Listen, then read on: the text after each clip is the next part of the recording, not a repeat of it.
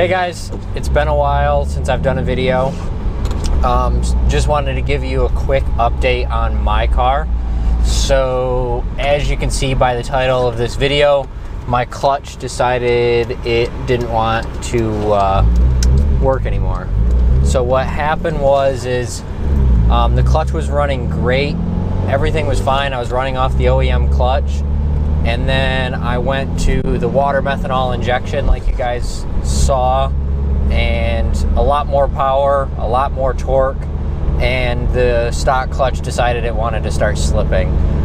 It wasn't too far after going the water meth route. Some of you guys know that with this car, you know, the clutches go bad pretty quickly. Like I've seen a lot of stage 2 cars, you know, with 10, 15, even 20,000 miles need to be replaced. This car had, it was roughly around like 26,000 miles, I want to say, when it started to slip. And it wasn't really all that bad. It would slip here and there.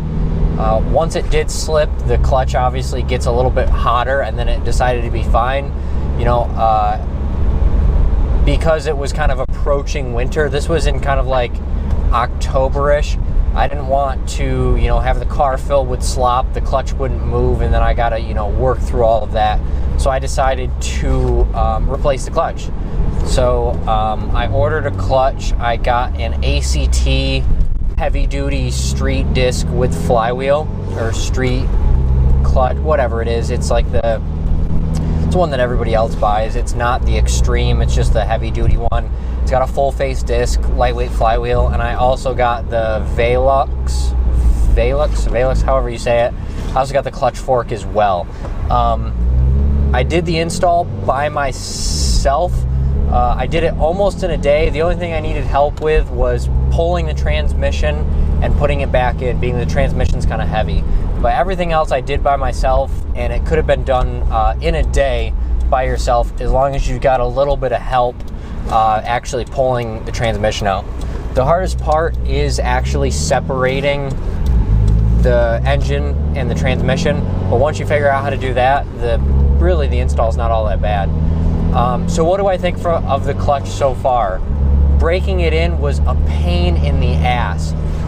This clutch, these aggressive style clutches, breaking them in suck. Like they chatter really, really bad.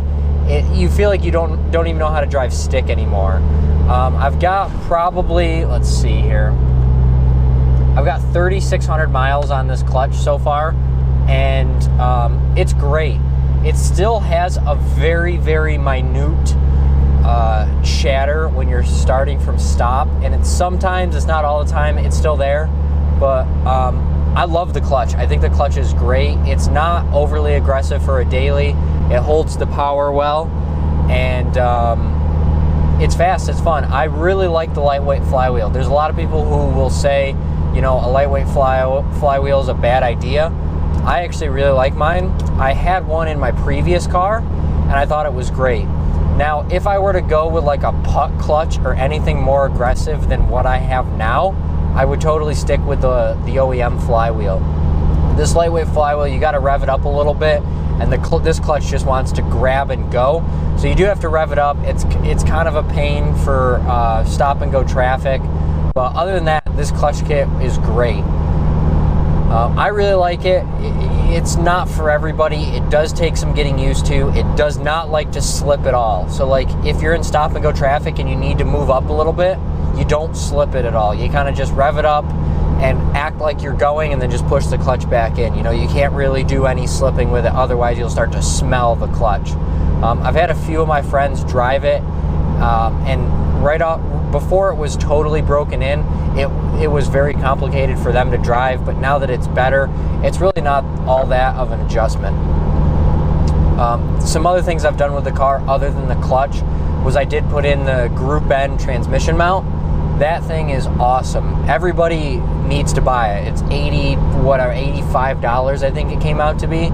Absolutely 100% everybody needs to have it. It was a great addition to all of the mods that I have, and it definitely smoothed up the shifts and it felt great. Also, when I replaced my clutch, I did change the fluid, and that made a big difference. So any of you guys pushing like 20, like 30, roughly 30,000 miles, 25, 30,000 miles, change your fluid, and it'll make a big difference in how it shifts. So that's really all I got to update. If you guys want to know more about my clutch install, the clutch itself, just let me know. But the clutch that I got, I'll probably throw in the description, and I'm just going to keep it short and simple for today.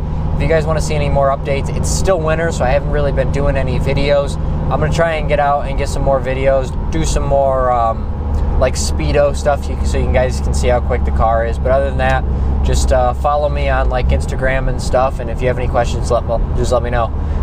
I'll see you on the next one. Thanks, guys.